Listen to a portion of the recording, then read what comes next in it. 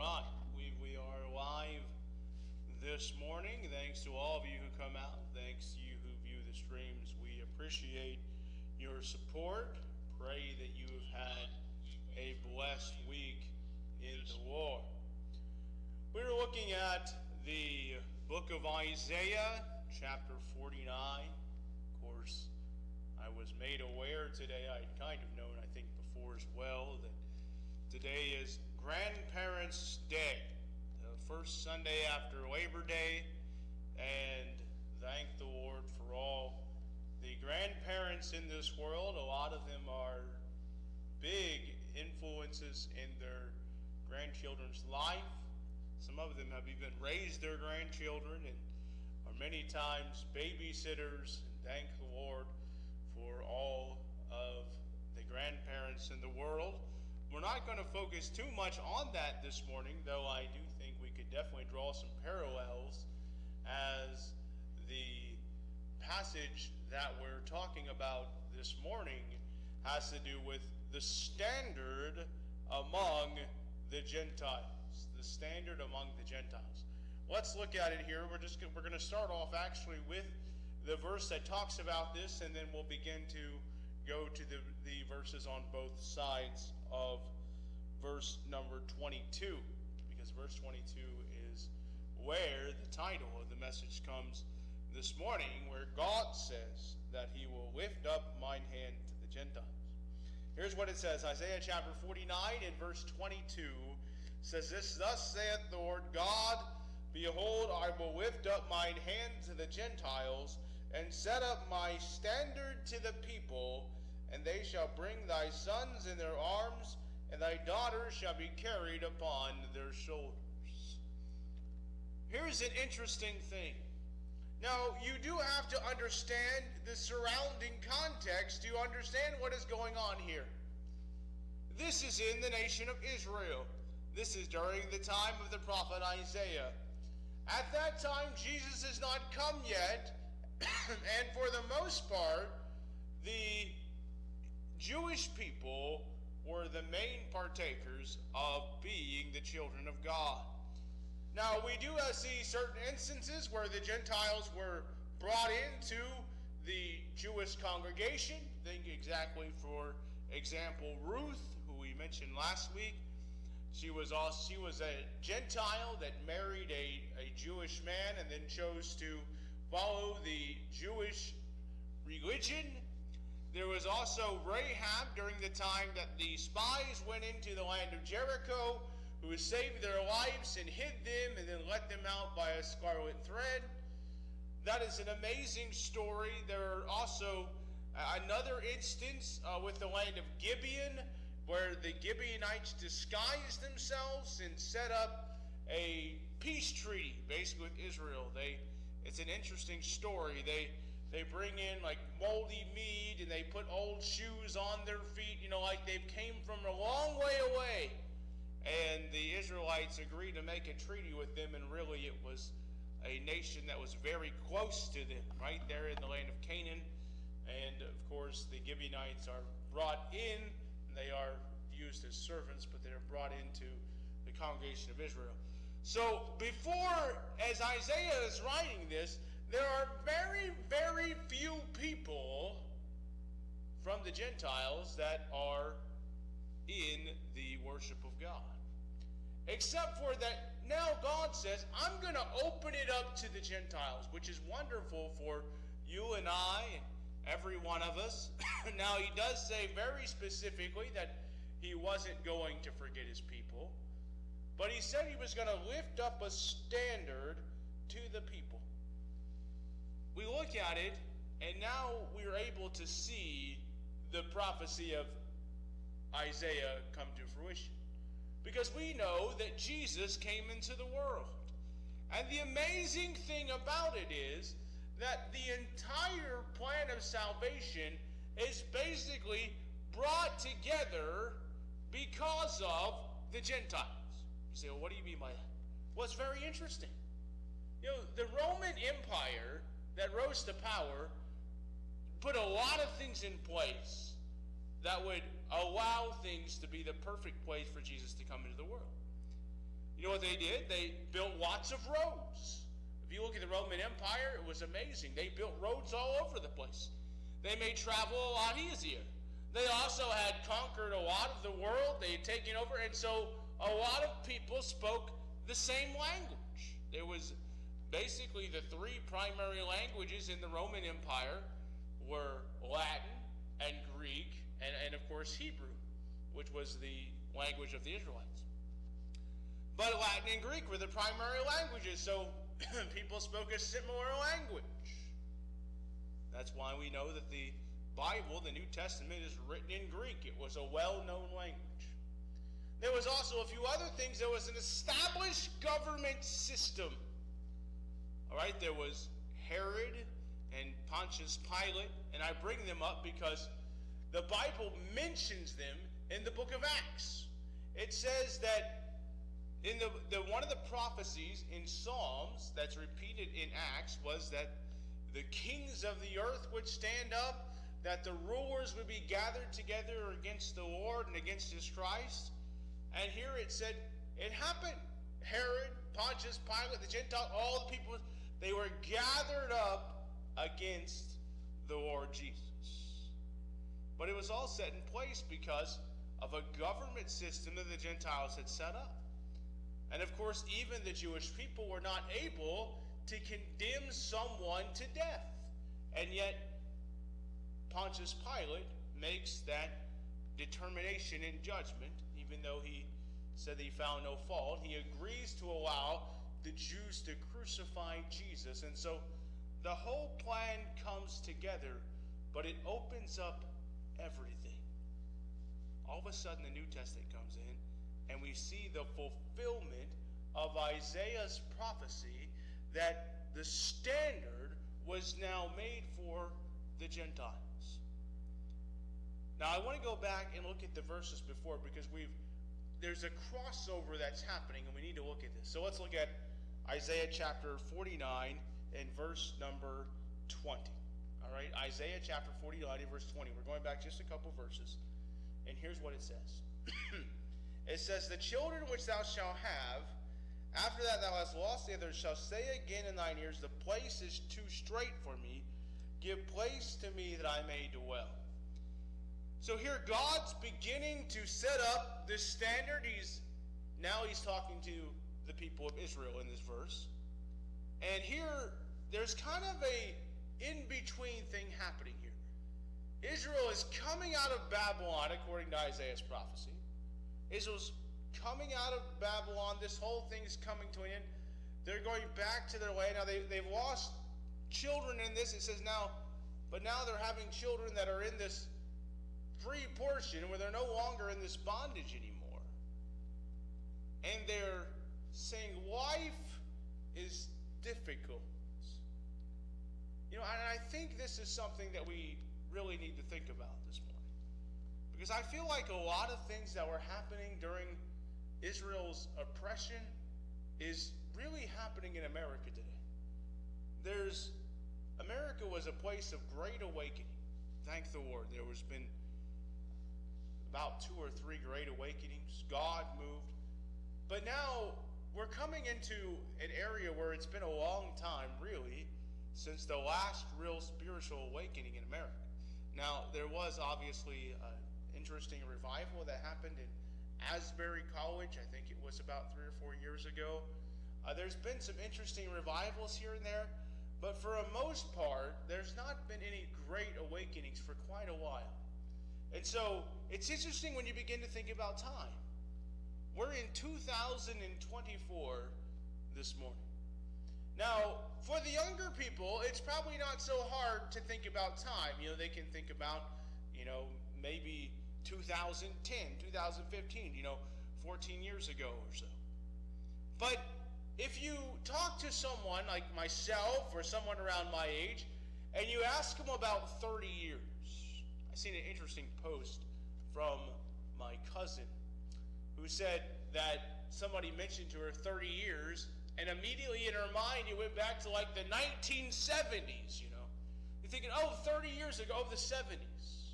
And probably a person around my age, a little bit under 40, would probably think about the same thing. We're going back to maybe like the 1970s.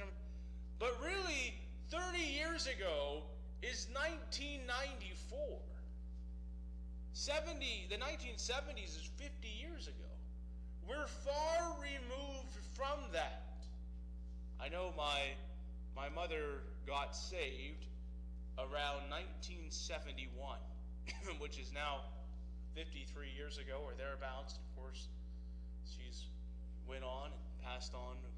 Remember her memory. But that's a long time ago now. And even when she got saved, it was already beginning to taper off. Really from about the 1960s until the present, we've had a large move away from God. And now when we look at it, it's over 60 years that this has been going on. And you look at it and say, you have to be almost 60 years old, probably even a little longer, to remember when God was really moving on this nation.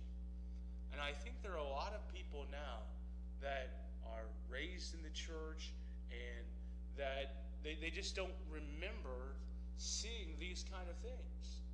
And here these people in Israel that had seen the movement of God, that knew about God, all of a sudden they're having children that don't really remember the promises of God.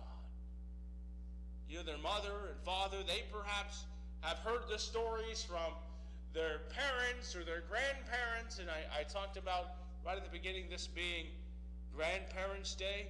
The one amazing thing about many grandparents, now obviously a lot of them are passing on now, but there's a lot of them that remember when the church was prevalent in people's lives and remember the moving of God, and can tell you about the times when God's presence came down and worked in people's lives.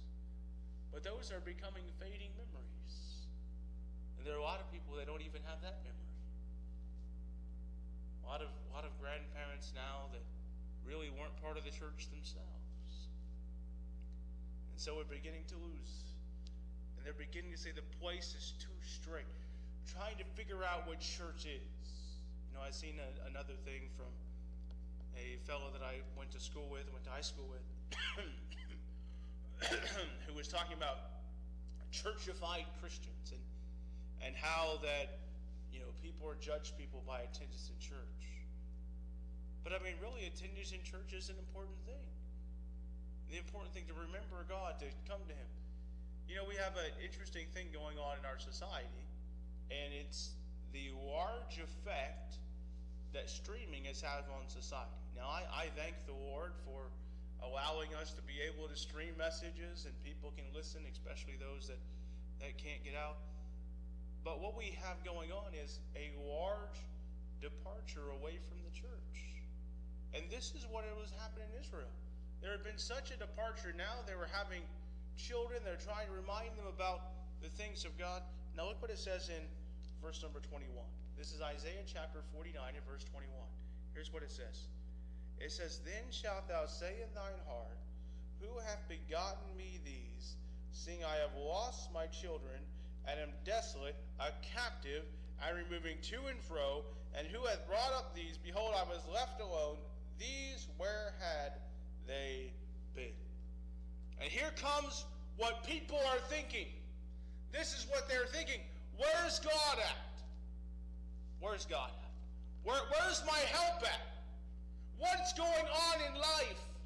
And I think there are a lot of people in America that are basically saying this. Where's God at? They don't even really believe there's a God. They're bringing up children, and they don't even, a lot of times, know who their children are. There are a lot of, especially fathers, that aren't sure if they're fathers or not. I've talked to a lot of young men and even people around my age. They really don't know. They say, well, I might have children somewhere. I don't know. They haven't had contact. They were with some women. They haven't had contact with them in years. They might even have a child they don't know about. There are reality shows all the time where these people do like DNA tests and things to find out whether or not they're a father or not. They literally don't know. They don't know. mothers that don't know who the father is. They don't know what's going on. This is what's happening in Israel. They've got children. They barely know their children. They don't know what's going on. They don't know where the children are. They don't know where God is. A lot of thank the Lord for them. I'm not condemning the ones that do, but thank the Lord for the aunts and uncles a lot of times that step in, and the grandparents, as I mentioned, that step in. They're trying to help. We begin to lose our vision of where God's at, except for God's in the place where He's always been. He's in the standard that He set up. You know, Ezekiel is an interesting book. Reading Ezekiel today. It's an interesting book because for the most part, Israel's in captivity. A lot of them have left God. And there's judgments being poured out. Things are happening. And Ezekiel is wondering, what in the world's going on? Lord, are you going to destroy everybody? You know, what's happened? But it's very clear that God said, if somebody follows me, if they follow me, if they'll hear themselves, if they'll live for me, then they would be spared from the judgment. I tell you something this morning, it may seem dark. It may seem like that God's not there. But God's standard is still there. And if you'll be faithful and you'll trust in Him and you'll live for Him, no matter what happens in this world, you can be in a right relationship with God. That's the amazing thing. It really doesn't matter this morning whether or not your church is following God, whether or not your parents are following God, son or daughter is following God, whether or not your friends are following God, whether or not really the nation as a whole is following God. The amazing thing is that we have the ability, by the grace of God, to be in a right relationship with the Lord, no matter what is going on around us. And here the people are questioning, where's God? You know, all these children, I don't even know where these people are coming from. And then look what we see. This is what leads up to the verse 22. And this is God's promise of help. God's promise of help, because He says, I'm going to lift up my hand to the Gentiles. I'm going to set my standard up, and they shall bring thy sons in their arms, and thy daughters shall be carried upon their shoulders. Here comes the amazing thing in Israel. They've came out of Babylon. They barely know what's going on. And guess what happens? We read about it not too long ago. You know what happens? The Gentiles begin to help. Cyrus, king of Persia, he's the one after Babylon. You know what he does? He says, let's rebuild the temple. Let's rebuild the temple. Makes an order. Down to Darius, he's sending all the equipment. They send all the treasures, all the things that are needed. They're paying for it out of the Babylonian treasury. Technically the Medo-Persian treasury, I guess you would say. They're paying all these things out. Nehemiah goes back and builds the wall. What's happening? God is honoring His people. I want to tell you, God is still in the business of honoring His people this morning. Now, I'm not going to tell you that you're going to have all the great riches of the world. You're never going to have any problems or anything like that. But I will tell you this, that God is rich in blessings and mercy and grace upon His children. I look out through life, and you know what we see over and over and over again? God coming through, meeting our needs, helping us in time of trouble, being there, helping us in the church, in our lives, in our work. God working in our hearts and minds. You know why? Because God has a standard, and when you follow that standard, things begin to happen. It says they're carrying your sons and daughters on their shoulders.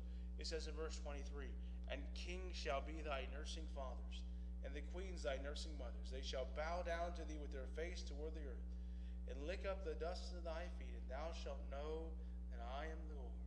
For they shall not be ashamed that wait for me. Shall the prey be taken from the mighty, or the lawful captive delivered? And then it goes on and says in verse 25, we're going to finish the chapter here this morning. But But thus saith the Lord, even the captives of the mighty shall be taken away, and the prey of the terrible shall be delivered. For I will contend with him that contendeth with thee, and I will save thy children, and I will feed them that oppress thee with their own flesh. And they shall be drunken with their own blood, as with sweet wine. All flesh shall know that I, the Lord, am thy Savior, and thy Redeemer, and mighty one of Jacob. What does God say? But thus saith the Lord. He says, I'll contend with them that are against thee. I will save thy children. That's an amazing thing. I'm going to save your children. I'm going to work in your lives. I'm still here. And I want to say that's really the message this morning. God is still here. He set up a standard. He's still there if we'll seek him. And those that seek him will find something. It's that God never fails. You know, one of the amazing things is when you're facing a battle, you're facing a trial, what always happens is, for the most part, whoever has the strongest team or the strongest army wins, almost without fail. You know? Just the way that it is. You know, obviously, I know that football season has started. You know, basically, the best team typically wins. There are some times where it goes differently, but a lot of times the bigger team just wins. They just have the advantage all the way around. You know, they've got the better players, the better coaches, and all these things. Well, I want to tell you, the amazing thing for the Christian is we cannot lose. That's amazing. God is the ultimate and supreme ruler of this universe. He's the King of kings, the Lord of lords. He's almighty. He's all-knowing. He's everywhere, and he's working in our lives, and we cannot lose with God on our side. You know, a lot of times the people of Israel think, well, we're losing. We've been in captivity. You know why they were losing is because they had rejected God. They had left out God. And the sad thing this morning is there are a lot of people that are leaving out God, but I want to tell you this. God wants to work in your life. He wants to fight your battles for you. He wants to save your children. He wants to lift up a standard. And when God's standard is kept, you know what happens? The blessings of God and grace of God falls upon his people. Let's be a people that lift up the standard of God, that follow him, that trust him, and watch as God works in our lives for his glory. Thanks to all of you that come out. Thanks to you view the streams. We appreciate your support. Pray that you have a wonderful day in the Lord. Be prayed up, blessed up, and ready to go up. Have a